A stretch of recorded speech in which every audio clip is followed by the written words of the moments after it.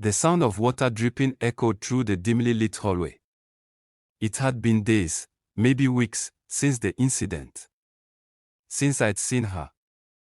Since everything changed. I didn't want to think about it. But the image wouldn't leave my mind.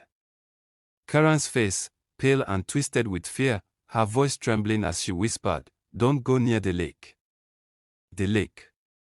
It had been our favorite spot, a secluded escape from the world where the only sounds were the rustling of leaves and the gentle lapping of water.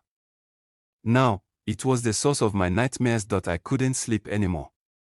Not without seeing her standing at the edge of the lake, her eyes wide and terrified, as she slowly slipped beneath the surface.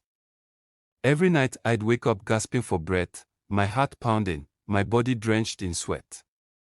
But each time, the dream felt more real. More threatening. I told myself it was just guilt. I hadn't been able to save her. It was an accident, nothing more. But deep down, I knew it was something else. There was something wrong with that lake, something I couldn't explain. I felt it the moment we got there that day, a creeping sensation at the back of my neck, like invisible fingers crawling over my skin. Karen felt it too, I could see it in her eyes, but neither of us spoke about it until it was too late. I tried to tell the authorities what happened, but they didn't believe me. They searched the lake for days, found nothing. She probably wandered off, they said. People get lost in the woods all the time. But Karen hadn't wandered off. I saw her. I saw her disappear, pulled down by something unseen, something I couldn't reach. Tonight, I stood in front of the lake again. The wind was eerily still, the water as smooth as glass. I didn't know why I came back. Maybe I thought I could find some closure, or maybe I was hoping to see her again, to make sense of what happened. My hands trembled as I stared at the water surface, waiting for a ripple, a sign that something was out there. The silence was deafening. I took a step closer. The air grew colder, thick with the scent of damp earth and decay. My breath quickened, my chest tightening as memories of that day flooded my mind. Karen's scream echoed in my ears, the way her hand reached out toward me. Her fingers just out of reach. I had to know the truth. I had to see for myself. I knelt by the water's edge and dipped my hand into the icy depths. The cold stung my skin, but I didn't pull away. Instead, I reached further, feeling the slick, slimy mud beneath the surface. My heart raced, my pulse loud in my ears as I felt something brush against my hand. I jerked back, but it was too late. A force, powerful and unrelenting, pulled me into the water. I gasped, swallowing a mouthful of freezing liquid as I was dragged under.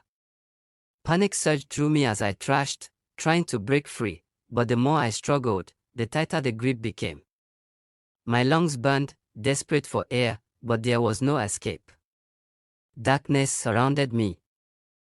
And for a moment, I thought I saw her. Karen.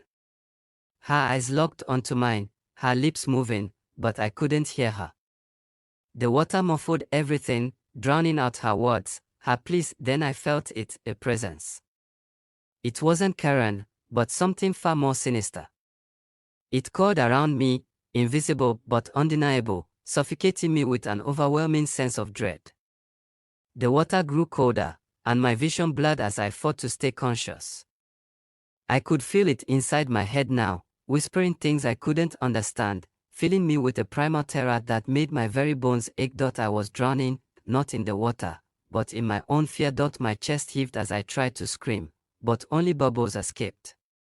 My limbs felt heavy, like they were no longer my own. The presence tightened its grip, and for a moment, I wondered if this was how Karen felt. Alone, helpless, consumed by the darkness. I was sinking deeper, the surface growing distant, when suddenly, the pressure released. I shot upward, breaking through the water with a gasp, coughing and sputtering as I dragged myself onto the shore. My body trembled uncontrollably, my clothes clinging to me, soaked and freezing. I lay there, panting, my mind racing as I tried to make sense of what had just happened, but I couldn't. The lake was calm again, as though nothing had ever happened. As though it hadn't just tried to claim me the way it had claimed her. I scrambled to my feet, my heart still pounding in my chest, and backed away from the water. I didn't look back. I couldn't. All I knew was that I had to get out of there. I had to leave before it happened again, but as I stumbled through the woods, a sinking realization washed over me. I wasn't free. The fear was still there, lurking just beneath the surface, waiting. Whatever was in that lake, it had marked me. It had seen into my soul, into my deepest, most primal fears, and it wasn't done with me, not yet. I could feel it now, gnawing at the edges of my mind, whispering my name, calling me back to the water.